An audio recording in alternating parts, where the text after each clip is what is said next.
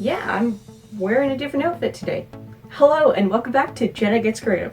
I don't know if you can see the window, but it's late. Normally I've already changed for the evening and then I decide to film these videos and then I go, oh yeah.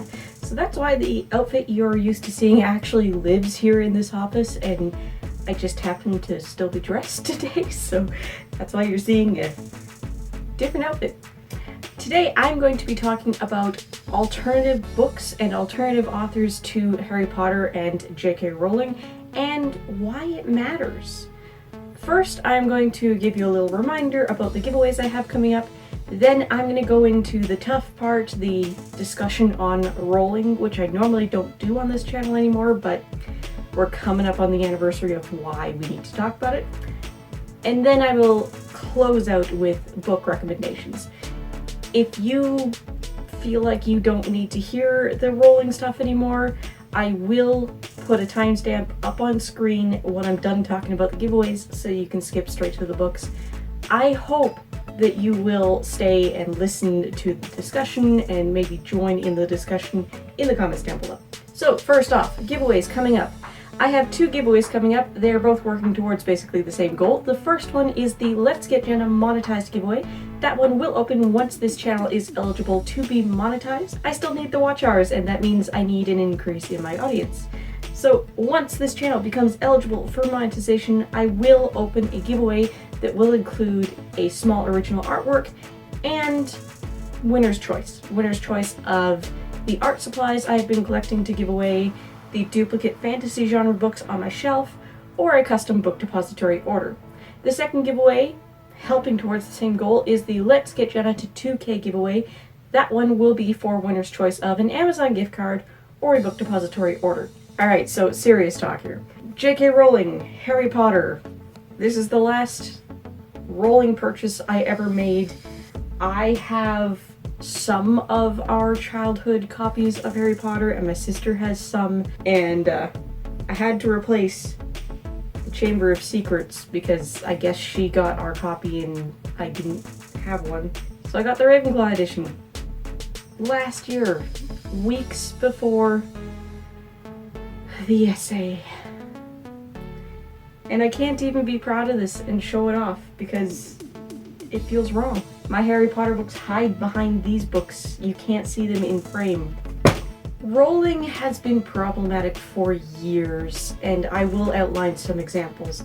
But at the end of 2019, beginning of 2020, she very, very loudly, very publicly supported retribution, I guess, for a woman who had been fired from her job for hate speech against LGBTQ+ individuals in her workspace. At first, people were trying to explain the situation to Rowling, hoping that she misread it, but she kept insisting. And so people got a little more aggressive, telling her that she's a fool. And then last June, she doubled down. She wrote an essay that won awards. What the heck are all these organizations doing?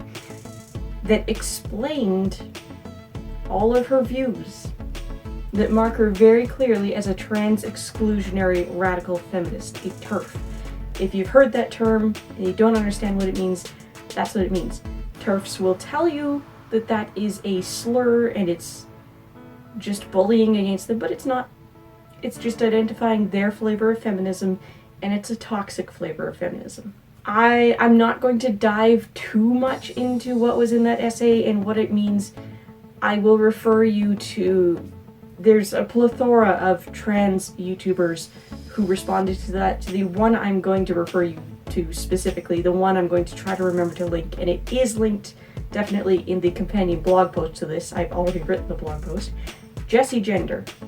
Jessie Gender read the essay and responded to it and explained her response very, very clearly in a rather long video. Make sure you have time for it.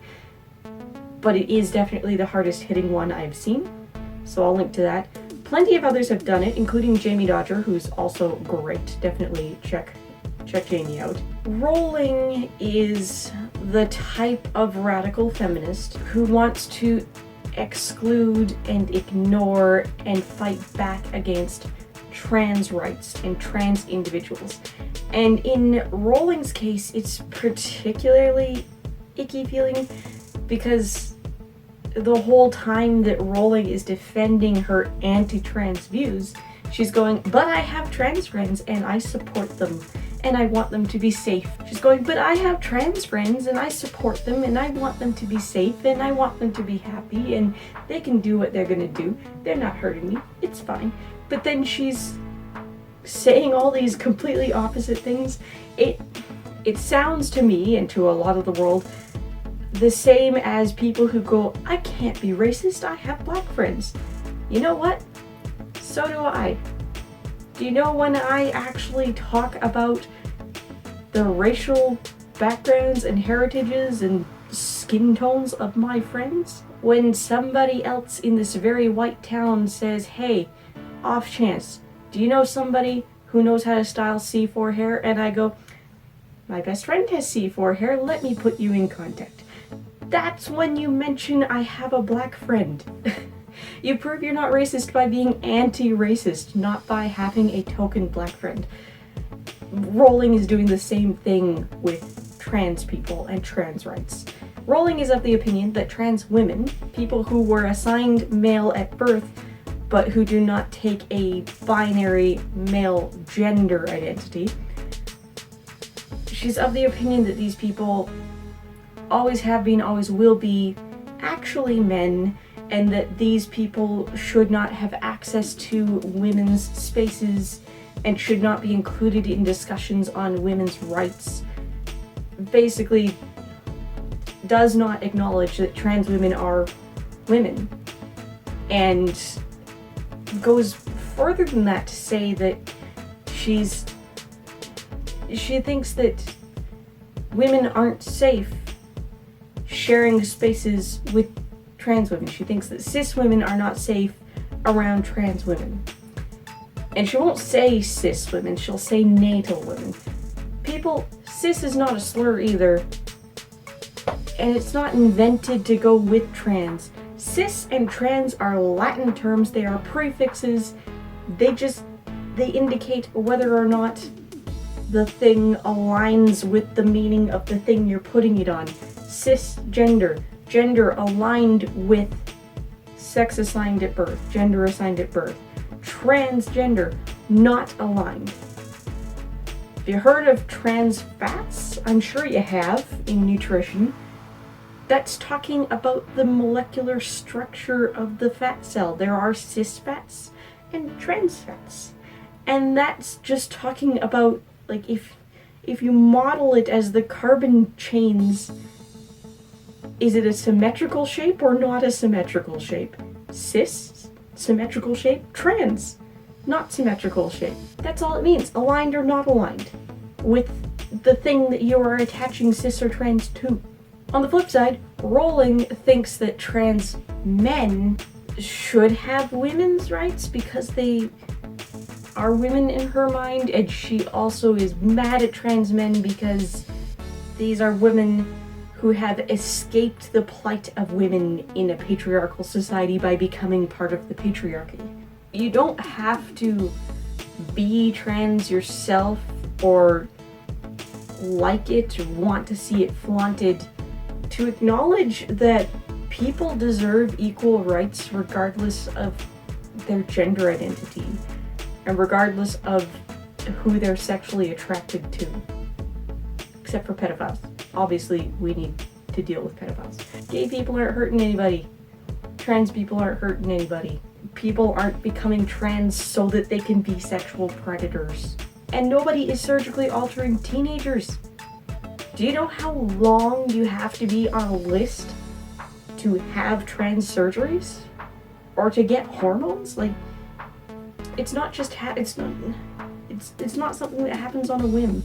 So we have this toxic person who doesn't support the basic human rights of people who don't have a binary gender. So you may be wondering, why do we care about reading or not reading her material? Why do we care about supporting derivatives of her work? Well, first of all, we're in a time when we are calling out toxic creators and not giving them more money and more praise and more spotlight, because they are harmful people and they don't deserve the praise and the money and the spotlight. There are plenty of creatives out there who never get those opportunities, who won't be that toxic, who won't be harmful.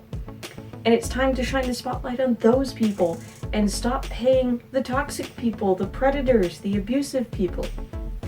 So there's that. There's also the fact that you cannot separate art from artist in something like this. An author's worldview is always going to be evident in the worlds that they write. Think about Harry Potter. Think about the Wizarding World. Trans people don't exist canonically in the Wizarding World. There are no people who exist outside of the binary. There are no gay relationships. Yes, I know, I can hear you. You're saying, but Rowling announced that Dumbledore is gay and he loved Grindelwald. Yes, she did. Retroactively. It's not actually evident anywhere in the books. And the Fantastic Beasts series, that's not just something that's derived from her work. She wrote the screenplay. She had veto power on everything. And this is the story of Grindelwald. This is the time and the place when that relationship happened. And it is not in the franchise. She had every opportunity to actually display a positive gay relationship with a key character in her world that she has already claimed happened, and she didn't. Just a couple years ago. Not even a long time ago. You're telling me that in a world where you can regrow bones and you can cast a simple spell and permanently correct bad eyesight, and you can transform anything, you could be registered as an animagus and turn into a cat, and we don't have trans people? We don't have gender fluid and gender non-conforming individuals? We don't see any gay relationships on page or on screen? But it goes further than that. There are so many examples of very, very stereotypical gender roles. The female teachers at Hogwarts teach herbology, which is just gardening, and divinations, which is fortune telling. But the potions master is always a man. The hard science. The defense against the dark arts teacher is always a man. When we have female characters that stand out for any reason, we have the definition of evil in a very pink bow. We have Hermione, who is insufferably smart and unfortunately unattractive. We have Tonks, who is crazy, weird, romantically unattractive to everybody except the werewolf. The definition of not like the other girls. We have Ginny, who's routinely too smitten to use her brain. We have Mrs. Weasley, who is awesome, but she's just a housewife. She doesn't have accolades of her own, even though she's clearly quite good at magic. Probably could have been an OR. And that's not saying that that's a bad thing, that's what she chose, but like, are there any main cast mothers in the Harry Potter world who have jobs, who aren't muggles? And then there are other issues in the Harry Potter world. The goblins, they only work at the bank. They're very scrupulous. They're not pleasant. They're ugly. They're hook-nosed. These are anti-Semitic stereotypes. Your token flagship Asian character is Cho Chang. Doesn't that sound like somebody making fun of Asian languages? Going back to gender representation, at some point the Ministry is very tied up dealing with a wizard who upset muggles by going out in public in women's clothing. That's his crime, wearing a dress. You cannot separate art from artist with Rowling and the Harry Potter world. Her very misogynistic, very trans exclusionary worldview is very apparent in the Harry Potter world. So when you buy her book, any of her books, her new ones too, even the ones she writes under that Robert name, you're lining her pocket. When you buy the movies or stream them on a service like Netflix, she's getting a portion of that profit. When you buy licensed official merchandise from any of those things, she is getting a cut of that profit. She has the rights to everything Harry Potter. and everything in her other book worlds. And if you're not getting it for free or secondhand, you're paying her. You're putting more money in her pocket. You are shining the spotlight on her. You are praising her. You are giving her more money. When you make positive videos and blog posts and Facebook posts praising Harry Potter, you're shining that spotlight on her. You're encouraging other people to pay her. When you mark on Goodreads that you reread Harry Potter, when you give it a new 5-star review, you are shining a spotlight on her. You're encouraging others to go spend money that will go directly to her. Let's move on to the fun part. Let's talk about things you can read instead of Harry Potter and J.K. Rowling. A Wizard of Earthsea by Ursula K. Le Guin. This is one of the original boarding school magic wizard stories. I absolutely love this one. I recently reread and reviewed this one and the second book, Tombs of Atomon. I'm about to reread the third one, and when I get through the whole Earthsea cycle, I am going to do a big video on it. Maybe even a series, because I want to talk about the horrible Sci-Fi Channel miniseries that is a guilty pleasure of mine. The Reluctant Wizard by A.A. Warren. I read this one for a blog tour, so I only have an ebook. This is a young boy who goes to the wizarding school that is very dangerous, that he has been told never to go to because his father died. His father was the breadwinner for the family, and he knows that families get compensation when their children go to this school because it's dangerous and they may never come out. And it's fascinating. It's a dark academia book, and he ends up being the downfall of the school. It's really cool. Jessica Townsend, Nevermore, The Trials of Morrigan Crow. This is a great, relatively new middle grade series. It basically just is Harry Potter, but not. Assassin's Apprentice, Robin Hobb, and the rest of her books in this world. This is a world where there are two types of magic. We have the skill, which only the royal family can do, and we have the wit, which is seen as a very backwoods, old, dirty thing to do. And we have the bastard of the prince, Fitz, who has inherited both types of magic and needs to learn how to deal with it and also be the background assassin of the royal court. Esme's Wish by Elizabeth Foster and the sequels. It's going to be a trilogy, third one's not out yet. This is the story of a girl who runs away while her father's off on a honeymoon, looking for signs that her mother, who was lost at sea, is still alive, and ends up transported into this magical world that her mom used to tell stories about and paint pictures of. And it's real. It actually exists. And they're looking for her mother too. So she's got to figure out what happened to her mom. The first book is meeting some friends, exploring the world, establishing that her mom is still out there somewhere. Something has definitely happened. The second book, she actually gets to go to school in this world because now it's September and now we're going back to school. It's a really great book. It's classified as middle grade. I would say more YA. It's definitely mid-teenage years. A Cat's Guide to Bonding with Dragons and the rest in the series. This is by Chris Besrin. I reviewed Cat's Guide to Bonding with Dragons for a book tour, and then I emailed the author and said I'd love to be on your ARC list, and the very next week I got A Cat's Guide to Meddling with Magic, and the third book is coming out in June. This is a great book about a cat that was abducted by a wizard and pulled into another reality. There are many realities, and in this reality there are magical crystals that will bond a dragon to a single rider, and it awards a type of magic to the bonded pair. The bonded pair lives with, learns from, works at this particular school for dragon riders, and we're on the brink of multi-dimensional war. It just so happens that this poor cat and the dragon he has bonded with are gonna be the ones who do or don't save the many worlds. Next up, the particular book on the blog post is reserved for the cat, but I am referring to the entire Elemental Masters series. This is Mercedes Lackey.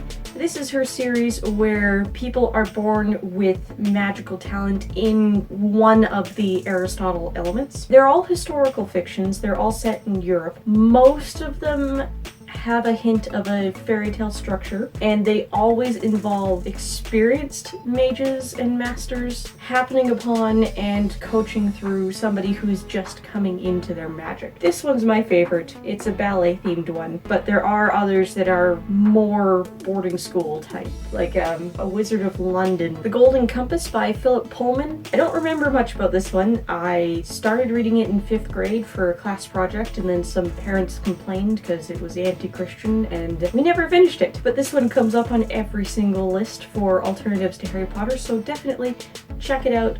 Find out what they're talking about. For the older audience, the Mistborn series by Brandon Sanderson. It starts with the Final Empire. Most people just call this book Mistborn, but it's called the Final Empire. Mistborn is the series title. This is a world where some people have magic called allomancy. If they only have one form of allomancy, if they can only interact with one of the magical metals, then they're a misting. If they can do multiple, then they can do all of them, then they're a mistborn, where the series title comes from. And we have this girl named Vin who's an orphan and a thief, and she ends up under the care of a Mistborn who recognizes that she is also a Mistborn and is teaching her to be a Mistborn while also using her in his plan to overthrow the lords of the land and bring an end to the Final Empire. Jim Butcher, Stormfront, and all of the other Dresden Files books. This is an ordinary human who happens to be a wizard. His name is Harry Dresden, and he is a magical private detective. Also, Jim Butcher, the Alera Codex books.